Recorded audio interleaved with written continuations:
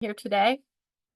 Welcome and thank you for attending today's technical assistance webinar. The webinar is presented by Amity Foundation, acting as the third-party administrator for LA County's Justice, Care, and Opportunities Department, and the CFCI Care Grants. The CFCI, or Care First Community Investment Grants, are the result of ballot measure J, which was voted in by LA County residents in 2020. Care First Community Investment Funds are intended to be invested directly into communities and alternatives to incarceration that address negative outcomes caused by racially driven criminal legal system inequities and long-term economic disinvestment. Today's webinar is being recorded. You do not have to be on camera. Understand that if you are on camera, your image may be captured in the recording. Staying on the webinar represents your consent to being recorded. Please note the following legal disclaimer. It's the lower left-hand side of the slide on the screen. The material presented does not constitute legal advice and is only intended to provide information. Organizations and individuals should independently verify that any information presented is appropriate or applicable to their situation before acting on it. Next slide, please.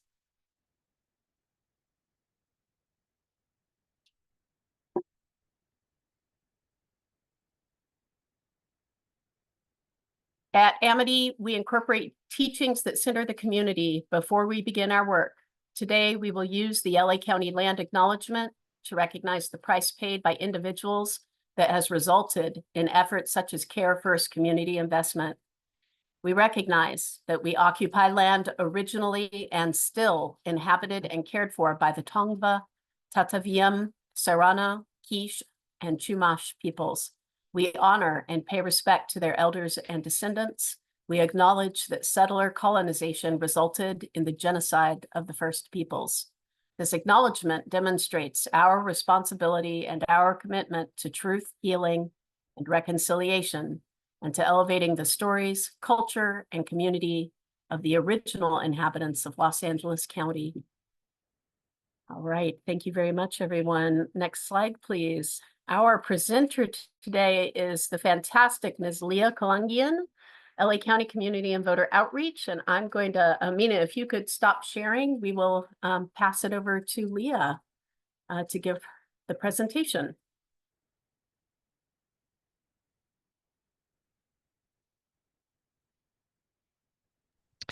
Yes, I'm trying to stop sharing.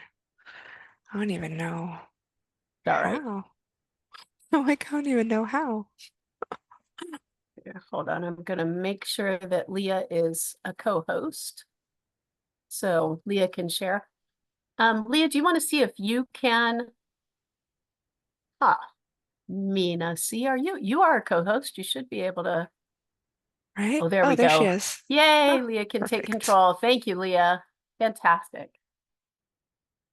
Thank you so much. Sorry, I hadn't unmuted yet. So I was following what you were saying, but I That's couldn't fine. say. You're doing great. Thank you so much. Thanks for being here. And My we're pleasure. just handing it over to you. Thank you so much. So let me just put it in presentation mode. So we are doing the LA Free the Vote voter registration training today. My name is Leah Kolanjan, as you so generously mentioned. I was invited here from RRCC. I'm the Community Voter Outreach Section Head. And some of the things that we do is civic engagement and education, which falls in line with our presentation today. So in addition to being a part of Registrar Recorder, I'm also a part of LA Free the Vote. LA Free the Vote was an initiative that was born out of 2 Board of Supervisor motions in 2018, which basically tasked county agencies to collaborate with stakeholders in this task force or work group where we civically engage and register system-involved individuals, justice-involved individuals from the November 2018 general election to beyond.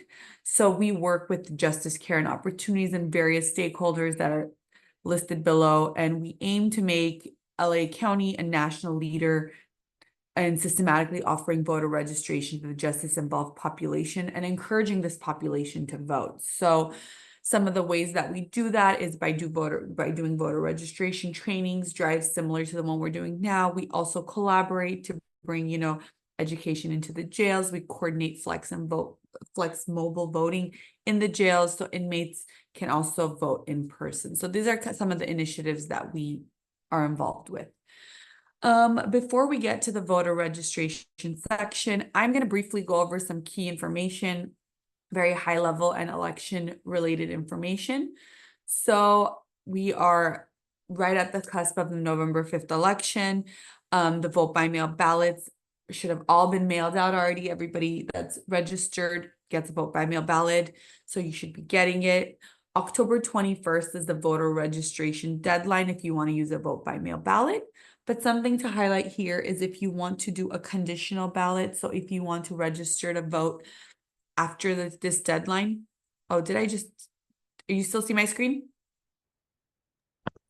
Yes, we do. Yes, we do. Sorry, I may have accidentally touched it, so I wasn't sure. So if somebody, let's say the October 21st deadline passes and somebody didn't register to vote, what they can still do is they can go into a vote center, register, and so while they will not be able to use the vote by mail option, they can still register and vote in person. And they could do that when our vote center is open. So October 26th, our 11-day vote center is open. November 2nd, our 4-day vote center is open. And then November 5th is election day. So some key information about the election. We have 5.6 registered voters, and everybody now receives a vote by mail ballot. Additionally, now we have 11 days of total voting, 10 days of in-person voting prior to election day. We also have over 400 ballot drop boxes available throughout the county where you can, use your vote by mail ballot and turn it in.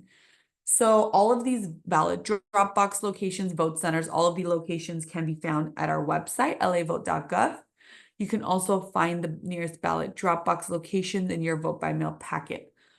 Additionally, we send a vote center mailing to all registered voters that shows the nearest locations to their homes. So one way or another, you are able to access where the nearest locations to the ballot drop boxes and vote centers are to you. So this is what an official ballot drop box looks like. I'm not sure if you've seen one, but they're scattered strategically throughout LA County. They are tamper-proof. There's no postage necessary. Our team diligently follows a dual custody chain of command, and they follow a specified route. They pick up ballot drop boxes daily and bring it to our ballot processing center where they're processed. So some key reminders if you're going to be using the official ballot drop boxes, you want to make sure you put the voted card inside of the return envelope. You sign it and you seal it. You can't imagine how many empty envelopes we receive. So if you're going to be using it, please just make sure your voted card is inside the official return envelope. It's signed, sealed, and dated. If you're going to be either voting by mail, whether you're using the USPS service, you're dropping it off in a drop box, I highly encourage you to utilize this resource. It's called Where's My Ballot? It allows you to subscribe to receive real-time notifications. So it'll let you know if your ballot has been, it'll track it. So it'll tell you if it's in transit and if we've received it at the ballot processing center. This gives you the peace of mind to know that we have your ballot. If you're going to vote in person, this is what you're going to be voting on, the ballot marking device. So the ballot marking device is fully secure. It's not connected to the internet or network connection. You think of it like a toaster. If you plug in the toaster works. If you don't plug the toaster in, the toaster doesn't hold any of the settings or the information. So it's completely secure. It's independent, it's private, it's fully accessible. We have created this device so that it can be used by everybody, whether you have a disability, you have a language need, you need to adjust the display size, contrast, you have visual impairment, hearing impairment. We have the resources and amenities so anybody can vote on these devices.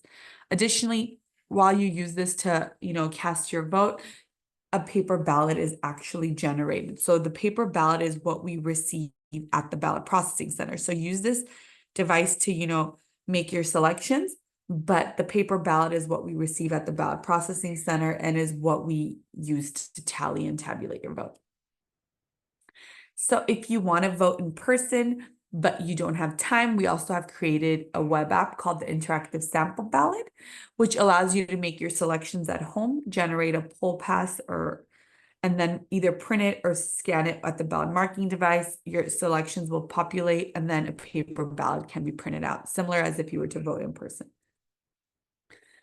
So I'm going to pause for a moment and wait to see if anybody has questions about any of the election information we discussed before I get into voting rights and voter registration. There's nothing in the chat, Leah. I Perfect. believe you Thank can you. keep going. Thank you, because if I switch the screen, I can't see it. So thank you for letting No me know. So worries. voting rights in LA County. In order to register and actually vote in LA County, you need to meet these metrics. So you need to be a US citizen, a California resident.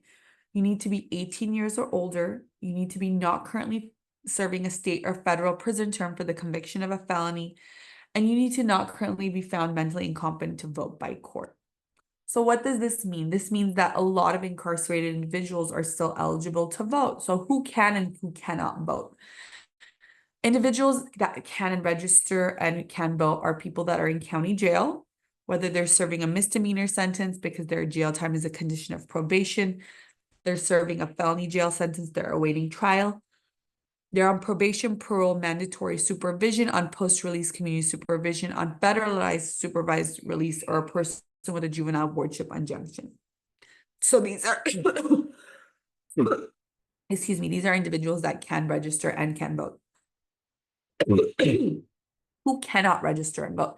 So if somebody is serving a state or federal prison term for the conviction of a felony, and they're in prison in state prison, federal prison, or they're being held in a county jail or another correctional facility, but they're still serving a state or federal prison term for the conviction of a felony, they cannot vote. So that's the way you can think about it. If somebody is in jail, they can vote. If they're in state or federal prison term, they cannot vote. Only with the exception if somebody's being held in county jail, but again, they're still serving a state or federal prison term. So we're going to go into voter registration now. So whether you register to vote online, you do a paper affidavit, or if you do, whether you're registering to vote with a paper affidavit or you're registering to vote online, the questions are all going to be the same.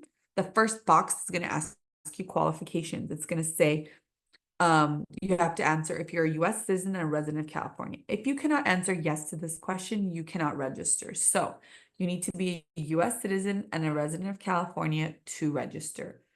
The next question is you need to be 18 years or older. So you need to be 18 years or older to participate in the election, but you can pre-register at 16 or 17. This is key when we're working with the youth and we're working with system impacted individuals, because as I mentioned, all registered voters get a vote by mail ballot. So if we can have an individual that's 16 or 17 that's pre-registered, when they turn 18, they will automatically get their vote by mail ballot. And this is great because you've already had that touch point and now they can, exercise their right to vote. Box 2 is your legal name.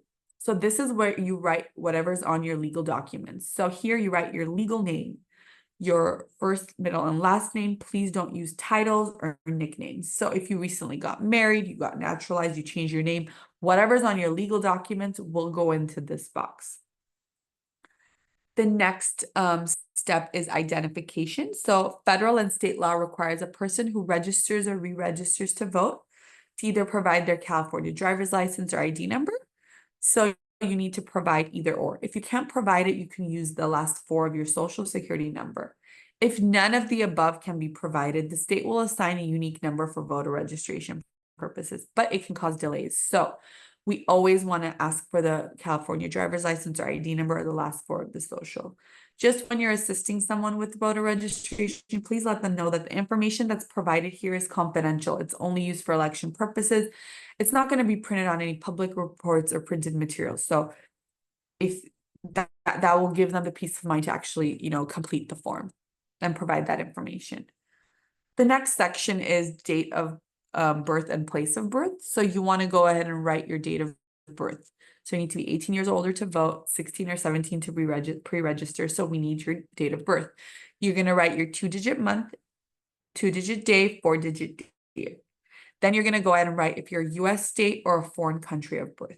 So if you're US state, you can abbreviate the state, but if you're foreign born, please do not abbreviate the name of the country. For example, if you put AUS, we have no idea, did you mean Austria or Australia? So just completely write it out. That's the rule of thumb. The next box is home address. So this is where you reside. You cannot put a PO box or a place of business in this slot. You can only put where you reside. This is important because we were trying to establish the precinct where you live. This is especially important when we're talking with and we're dealing with the homeless population, because if they don't have an address, we want them to write the description of the location of their residence using cross streets, landmarks, so we can understand where they live. But if they do describe the location and they don't give us an address, they are required to fill in box 5, which is address where you receive your mail, so your mailing address. Here you can write your place of business or a PO box, but it is important that you always remember box 4 is where you live and box 5 is where you receive your mail or you want to receive your mail. Homeless individuals also may receive their mail at a shelter, at a friends and family address, at a county office. So this is where they want to receive their mail, like their vote by mail ballot and so forth. So box 8 is another important slide. It's political party preference. As you know, we do outreach. We want to always remember that we have to remain nonpartisan. We cannot influence or sway anybody's political party preference. I just say don't share your political party preference, answer with factual responses. Which political party does Trump, belong to? You can say Republican, but don't give your opinion. Don't give your 2 cents.